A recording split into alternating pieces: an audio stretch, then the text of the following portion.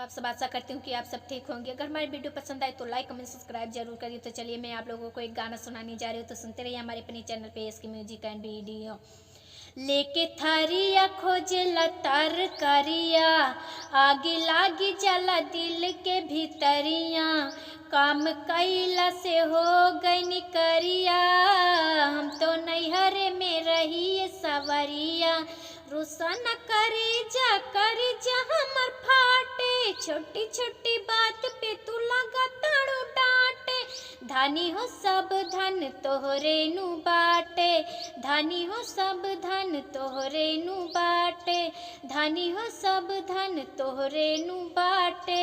धानी हो सब धन तोहरे नु बाटे, दांत पीसी के खीसी में साने लुआटा, तू प्यार के अचार जस कई दिल खाट, अब तोहरा से बतियाई बहम राजा बेलने से, बड़ी परेशान हम भईनी हो दुख झेलने से, लागे प्याज धके दांते से काटे, हरी हरी चूड़ी के हरी हरी चूड़ी, धानी हो सब धन तोहरे नु बाटे, धानी हो सब धन तोहरे नु बाटे,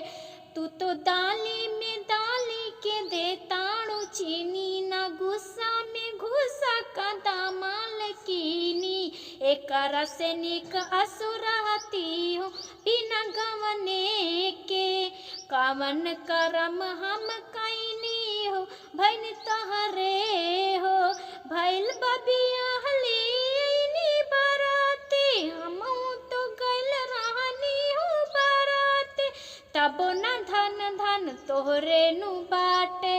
तबो न धनी धन तोहरे नु बाटे, धानी हो सब धन तोहरे नु बाटे,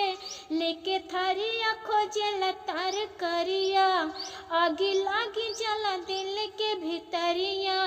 काम कैला से हो गई करिया, हम तो नैहर में रही सवरिया, सन कर जा हमर फाटे, छोटी छोटी बात पे तू लगा ताड़ू डांटे, धानी हो सब धन तोहरे नु बाटे, धानी हो सब धन तोहरे नु बाटे, धानी हो सब धन तोहरे नु बाटे।